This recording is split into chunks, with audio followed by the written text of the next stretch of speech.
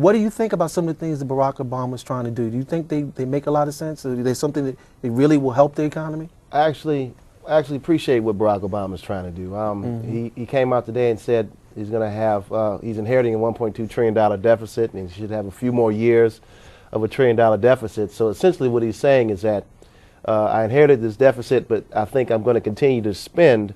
And being a fiscally conservative and socially liberal, I'm not necessarily sure how I feel about the excessive expenditures, but I do appreciate the fact that what he is spending his money on. His stimulus package is more so he's having tax cuts, which I appreciate. And I've always been a strong advocate of those tax cuts, about $300 billion worth. I really appreciate the fact that he's focusing less on stimulus, in terms of trying to stimulate consumer expenditures, and that consumer spending package, stimulus package, one of the most wasteful expenditures that we've ever had as a government, because all individuals did was just take the money and save it.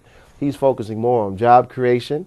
He's focusing more on infrastructure development, which helps provide people jobs. So instead of putting money into banks, which as right now, we've had over $2 trillion invested into banks with no signs of having the banks state what their collateral is. We're giving money to banks that we don't know where the banks money's put in their banks, or don't know which banks are getting the money. Paulson's being very almost secretive about who's getting these funds.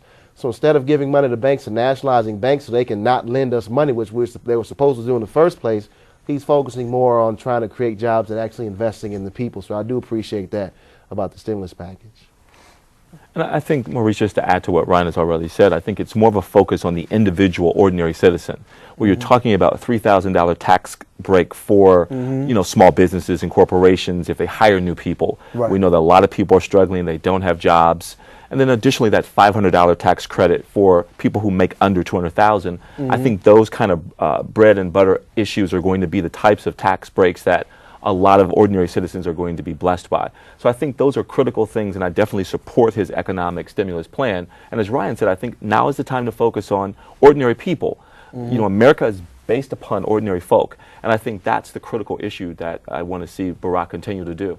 One of the things I thought was interesting, because somebody sent me an email and they said, they're looking at the amount of money that they gave to these banks.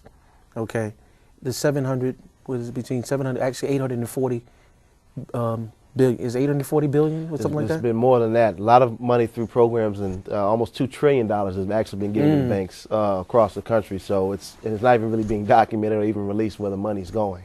Well, and the thing that was interesting, the guy said, something, I wonder if they took, say, I think how many Americans we have in this country? About 350 million people live in this country. He said, I wonder if we gave everybody $1 million. He said, people could they take the money and they could pay off their debt, and then they would probably take the rest of the money and spend it on something. He said, wouldn't it have made more sense to give every American $1 million and to see what would have happened instead of just burying it in the banks? Because, again, you made an excellent point, Ron, as we've been talking about on the show previously. No one really knows what's going on. And when there was supposed to be a committee that was established to watch over how the money is spent, that hasn't happened. The person that Paulson has put in charge, he's been before the Congress, and he doesn't have any answers. And all we know is that some of these banks that we gave money to have been taking over other banks, it seems like. And the biggest problem that I've seen, especially when there's stimulus package, the original stimulus package, the TARP program, the Troubled Asset Recovery Program, which President Bush initiated. Didn't even invest in any troubled assets. Eventually ended up nationalizing banks. And we're still going to have to see whether the additional $350 billion is going to go to these additional banks. But the biggest problem is this. The problem originally was banks were lending irresponsibly to individuals.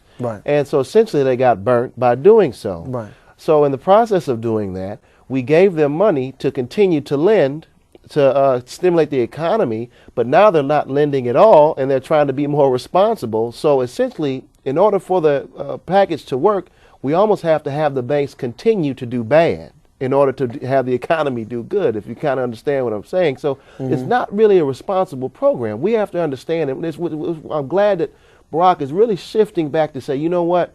Let's not give money to these banks any longer. Let's invest in the people. Let's start creating jobs. And granted, The biggest thing, they're not going to be able to turn the economy around with this $850 billion stimulus package, or some people say it's going to go, some say less, some say more. The biggest thing is really going to be about consumer sentiment. How do people feel, and how do consumer confidence? Their confidence. Do they feel comfortable with purchasing that home? Because at the end of the day, the biggest discrepancy, or the biggest downfall of this economy is lower home prices. So until people feel comfortable purchasing homes again, okay, I can buy this home because I'm not fearful of losing my job.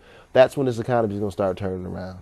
Well, can people afford to buy homes? Can they even get loans? I don't think they can. I think that's really the fear that that's really resonating with most people today. They cannot afford. They're fearful that they're going to lose their jobs. I get countless emails through my business arena that people who they need to expand but they can't afford to do so. Ordinary people are struggling to make ends meet. And I think the issue with the banking, just to go further there, to dwell there, is that there is not enough oversight. And I think that's one of the critical issues that we're going to have to see some additional oversight. It's good to bail out these organizations that need the assistance, who are sort of like the lifeline of our country. But we have to have the oversight. And I think until that happens, you're going to see a lot of consumer outrage about it. And I think that's really what the average American is like, wow, you're bailing out all these banks, there's no oversight, I can't even make basic needs meet. Basic people need to feel confident they can buy new homes, that they are able to, they're going to have confidence in their jobs. And I think most people, what I'm telling people to do is plan, don't think traditional anymore. Think outside of the box, start your own company on some level if you can, or some type of, get involved in some type of financial mechanism that's going to assist you in saving up for a rainy day. But I would not think traditional any longer at this point. Well, you know.